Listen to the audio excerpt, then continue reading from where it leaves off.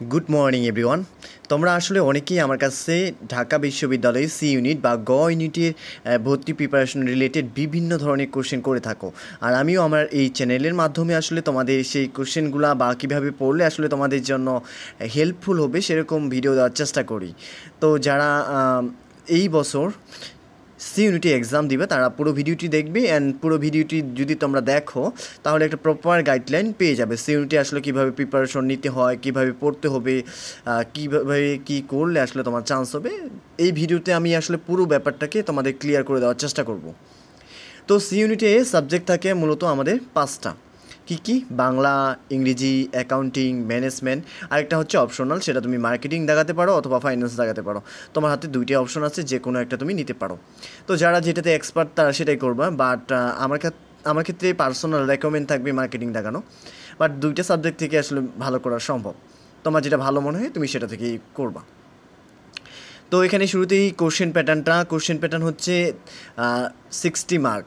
60 মার্কে থাকবে MCQ, and CQ হচ্ছে তোমার মানে রিটেন পার্ট, যেটা এটাকে সিকিউ বলা যায় না আসলে। রিটেন পার্ট থাকবে তোমার 40 মার্ক। তো এইখানে এমসিকিউতে প্রত্যেকটা সাবজেক্ট থেকে তোমার কোশ্চেন থাকবে 12টা করে। তো 12টা করে কোশ্চেন্স এখানে আসলে কন্ডিশন দেওয়া থাকে, একটা নির্দিষ্ট স্পেসিফিক পাস মার্ক দেওয়া থাকে, যেটা রিটেন এবং এমসিকিউ দুটা মিলে তোমাকে মিনিমাম 40 পেতে হয়। 40 পাইলেই কিন্তু আসলে তোমার চান্স হয়ে যাবে এরকমটা নয়, জাস্ট পাস করতে পারবা। এখানে আরও কিছু শর্ত দেওয়া থাকে, যেমন ইংলিশে তোমাকে আসলে মিনিমাম 5 পেতেই হবে পাস করার জন্য। এরকম কিছু রেকমেন্ডেশন বা এরকম কিছু কন্ডিশন দেওয়াই থাকে। তো প্রত্যেকটা সাবজেক্টে তোমাকে আসলে ভালো একটা মার্ক ক্যারি করতে হবে। তো এমসিকিউতে ভালো করার সহজ ওয়ে হচ্ছে তোমরা তো শর্ট অ্যানালাইসিস অলরেডি ক্লাসে পড়ে এসেছো বা ইন্টারমিডিয়েটে পড়ে এসেছো। তো তোমরা তোমাদের যেটা স্ট্রেংথ, তোমার যেটা উইকনেস, সেগুলোকে ফাইন্ড আউট করবা। তো ফাইন্ড আউট করার পর যেটাতে তোমার আসলে উইকনেস আছে সেটা নিয়ে ভালো করে কাজ করতে হবে, কারণ উইকনেস থাকলে আসলে ডিইউতে চান্স পাওয়া অনেক কঠিন। তোমরা তো জানোই যে এটা আসলে কতটা কম্পিটিটিভ একটা এক্সাম। এখানে যদি তুমি ছোট্ট একটা ভুল করে ফেলো সেটা তোমার জন্য অনেক খারাপ হয়ে যেতে পারে বা সারা জীবনের জন্য কান্না হয়ে যেতে পারে। ডিউতে যে পড়ার স্বপ্ন সেটা কিন্তু তোমার এখানেই ভেনিশ হয়ে যেতে পারে। তো তোমরা টার্গেট করবা, আর সবাই কেউ না কেউ তো কোনো না কোনো সাবজেক্টে অবশ্যই এক্সপার্ট হয়। তো টার্গেট থাকবে তোমাদের যে কোনো 4টা সাবজেক্টকে টার্গেট করবা, যে এই সাবজেক্টগুলো থেকে যেন তোমার একটা ম্যাক্সিমাম আউটপুট বা ম্যাক্সিমাম রেজাল্ট চলে আসে। যেমন আমার ক্ষেত্রে আমি যে স্ট্র্যাটেজিটা ফলো করছিলাম, আমি আসলে 4টা সাবজেক্টকে টার্গেট করছিলাম, যেমন বাংলা, অ্যাকাউন্টিং, ম্যানেজমেন্ট, মার্কেটিং। এই 4টা সাবজেক্টে আমার আসলে ভালো মনে হতো যে এখান থেকে মার্ক পাওয়া আর সহজ, যার কারণে এই 4টা সাবজেক্টকে টার্গেট করেই পড়ি।